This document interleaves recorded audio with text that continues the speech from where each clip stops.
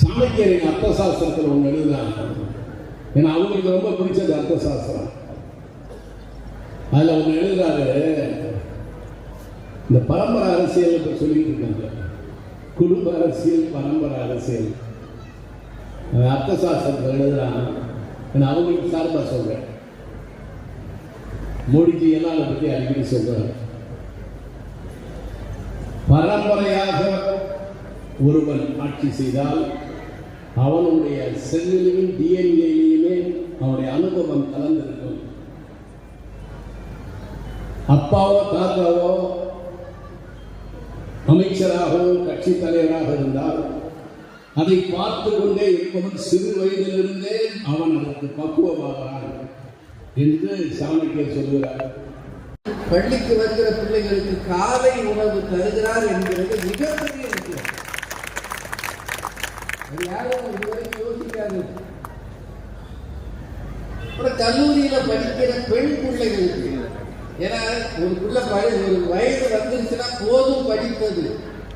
நீங்களே வச்சுப்பாங்க, ஒரு வீட்டுல வசதி குறைவான வீட்டுல ஆம்பளை பையனும் இருக்கா, பொம்பளை பிள்ளையும் இருக்கு. 2 பேரும் அடுத்தடுத்து படிக்க வராங்க கல்லூரிக்குன்னா யார படிக்க வைப்பாங்க? பையனை தானே. யாருக்காவது பிடிச்சி தட்டி கொடுத்துருங்க. படிக்கவும் வச்சு அதுக்கு செலவு பண்ணி கல்யாணத்துக்கு செலவு பண்ணணுமா? அப்படித்தானே வீட்டில் பேசுவாங்க. அப்படி பிள்ளைகள் படிக்காமல் போய்விடக் கூடாது என்பதற்காக படிக்கிற மகளிருக்கு, சின்ன பிள்ளைகளுக்கு 1000 ரூபாய் மாதம் தருகிறது. மிகச்சிறந்த விஷயம். அதே மாதிரி ரொம்ப வறுமைப்பட்ட குடும்பங்கள்ல இருந்து முதல் முறையாக கல்லூரிக்கு போகிற மாணவர்களுக்கு தமிழ் முதல்வன் என்கிற திட்டத்தில் மாணவர்களுக்கு 1000 ரூபாய். ஏன்னா ஆண்கள் ரொம்ப வருத்தத்தில் இருந்தாங்க. லேடிஸ்க்கு மட்டும் பஸ்ல ஃப்ரீயா விட்டுறாங்களே, அது சும்மா இருக்காம கிராமத்து பொம்பளைலாம் ஒன்றும் வேலை இல்லைன்னா சரி வண்டி ஏறி ஒரு ரவுண்ட் அடிச்சுட்டு வந்து உட்காந்துருக்கு. ஏக்கா சும்மா தானக்கா இருக்கோம், மதுரை வரைக்கும் போயிட்டு வந்துடுவோமா, ஏன்னா பஸ்ஸில் ஃப்ரீ தானே. ஆண்கள் ஏறினா டிக்கெட்டு, பெண்கள் ஏறினா ஃப்ரீ. அப்படின்னா இந்த அளவுக்கு ரொம்பவும் சலுகைகள் இருக்கிறது. பெண்கள் பசங்களுக்கும் அந்த சலுகை வந்திருக்கிறது. தமிழ் புதல்வன் திட்டத்தில் அவனும் 1000 ரூபாய் பெறுகிறான் என்பது முதல்வரை நாம் மனமாற வாழ்த்துவதற்கான ஒரு பெரிய தமிழரின் அறம் பற்றி நிறைய சொன்னாங்க. ஒரே ஒரு குரல் மட்டும் சொல்றேன். அழுக்காறு அவா வெகுளி இன்னாச்சொல் இந்நான்கும் இழுக்கா இயன்றது அறம்.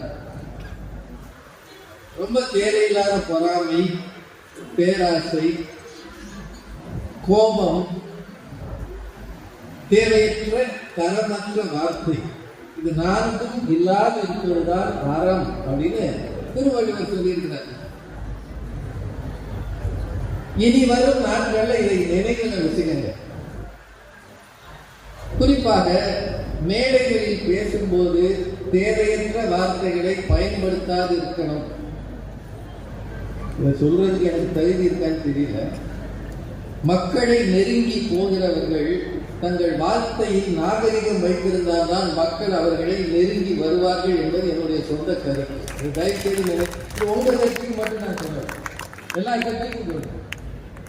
மேடைகளில் நீங்கள் பயன்படுத்துகிற வார்த்தைகள் தான் நடுநிலையாளர்களை உங்கள் பக்கம் திருப்பும். தரமற்ற தேவையற்ற துவேஷமான வார்த்தைகளை எவர் பேசினாலும் மக்கள் அவர்களை அருகில் சேர்க்க மாட்டார்கள்.